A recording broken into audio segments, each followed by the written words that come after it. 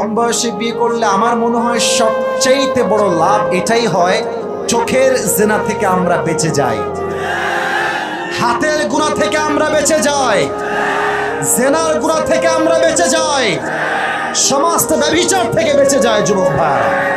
এখন তোমার বয়স যদি 20 বছর হয় বিয়ে করে নিও, যদি 21 হয় করে নিও, বাট মানুষটা সঠিক হওয়া লাগবে। বিয়ের জন্য পারফেক্ট বয়স হচ্ছে তখন যখন জীবনের সঠিক মানুষ তুমি পাবে। কথা আমার সাথে বলতে হবে, কথা ঠিক আছে কিনা বলো।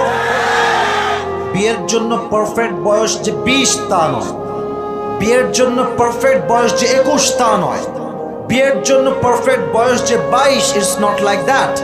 যতক্ষণ পর্যন্ত সঠিক মানুষ না পাবো, ভুলভাল মেয়েকে বিয়ে করলে নিজেও ধ্বংস হবা, পরিবারটাও ধ্বংস হয়ে যাবে যুবক ভাই।